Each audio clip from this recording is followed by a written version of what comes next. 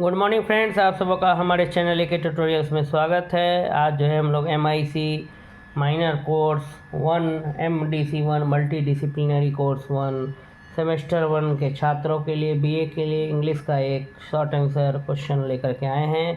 आइए स्टडी करते हैं। How does the Mahabharata as presented by Shri Raja Gopalachari explore the nature of the conflict and reconciliation reunion. कह रहा है कि महाभारत जो है किस प्रकार से श्री राजा गोपालाचारी ने जो महाभारत में किस प्रकार से प्रस्तुत किया है, किस चीज़ को, explore the nature of conflict and reunion, झगड़े को और फिर से सुलह, झगड़ा और सुलह, झगड़ा और मेल को कैसे दर्शाया है।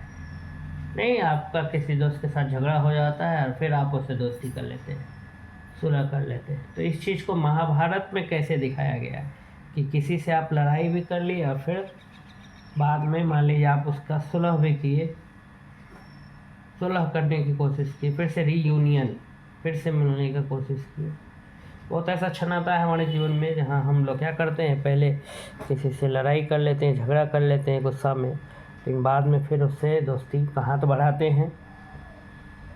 तो यही पूछा है कि महाभारत में जो श्री राजा गोपालाचारी हैं, जिन्होंने इंग्लिश में लिखा है महाभारत को, स्टोरी रीटोल्ड, ठीक है। ऐसे तो महाभारत वेद व्यास जी ने लिखा था, असली उसका संस्करण, लेकिन वो संस्कृत में था और ये इंग्लिश में लिखे थे श्री राजा गोपालाचारी।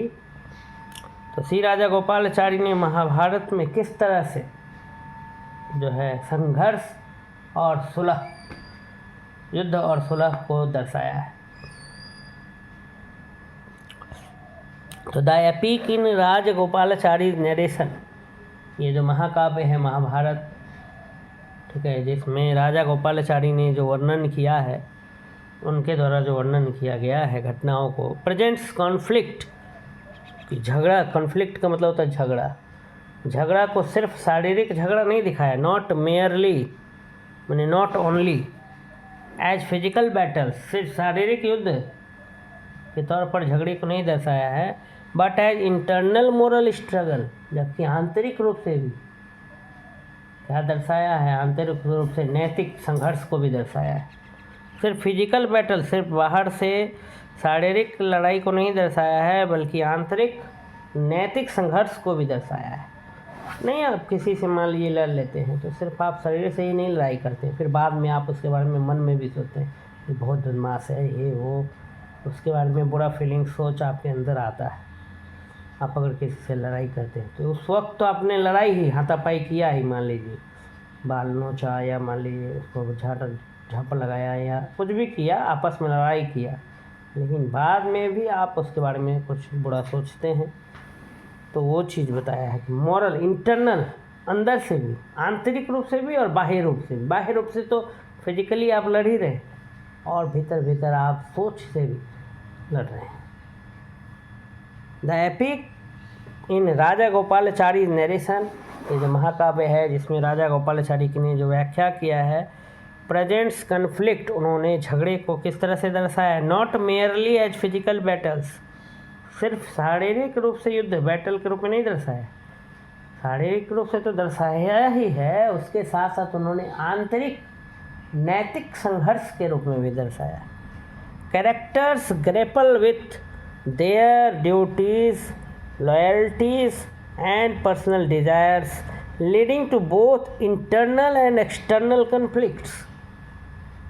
कह रहा है जो इस महाभारत में जितने भी पात्र हैं, कैरेक्टर्स हैं, जैसे कुंती, अर्जुन, द्रोणाचार्य, दुर्योधन, कर्ण, कृष्ण, विदुर, धृतराष्ट्र, भीष्म, ये सब क्या है, महाभारत के पात्र हैं, द्रौपदी। तो हर पात्र, हर कैरेक्टर्स का अपना अपना कर्तव्य है, अपनी अपनी निष्ठा है, अपनी अपनी इच्छाएं हैं। हर पात्र जो है अपनी इच्छाओं में दबा हुआ है, अपनी लॉयल्टीज़ में है, अपना उसका पर्सनल क्या है, डिजायर्स है, जिससे कि क्या होता है, इंटरनल भी लड़ाई होता है और एक्सटर्नल भी कन्फ्लिक्ट होता है। हर पात्र का अपना एक रोल है, हर कैरेक्टर को दर्शाया गया है महाभारत। तो ये लिखा है कि characters grapple with their duties, loyalties and personal desires, leading to both internal and external conflicts.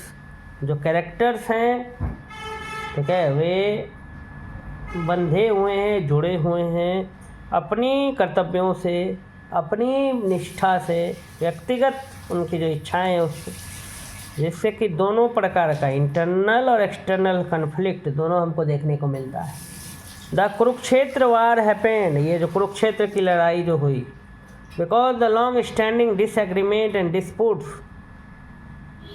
बहुत लंबे समय तक जो राजी नहीं होना, डिसएग्रीमेंट, एग्री मैंने क्या होता है, राजी हो जाना, उसी का उल्टा है डिसएग्री, मैंने कोई भी चीज़ में सहमत नहीं होना, रजामंदी नहीं होना,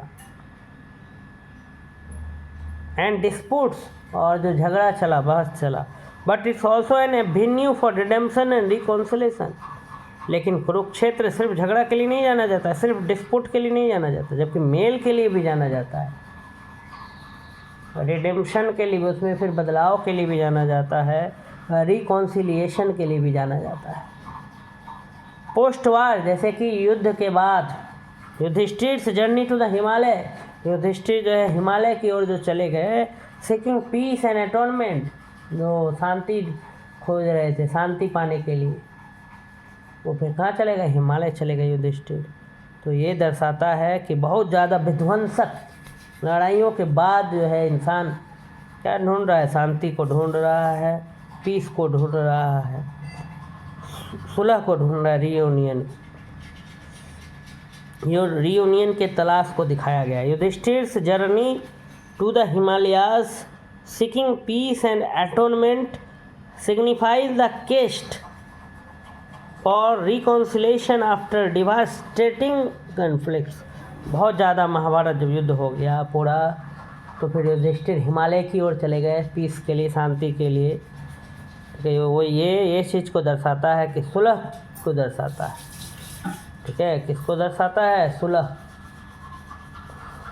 डिवास्टेटिंग कॉन्फ्लिक्ट्स, विध्वंसक लड़ाइयों के बाद युधिष्ठिर कहाँ चले जाते हैं, हिमालय चले जाते हैं पीस खोजने के लिए।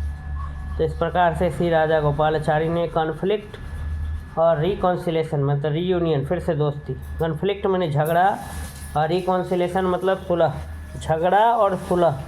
तो इस प्रकार से महाभारत में श्री राजा गोपालाचारी ने झगड़ा का जो नेचर है और जो सुलह का जो नेचर है, the nature of conflict and reconciliation, इसको दर्शाया है।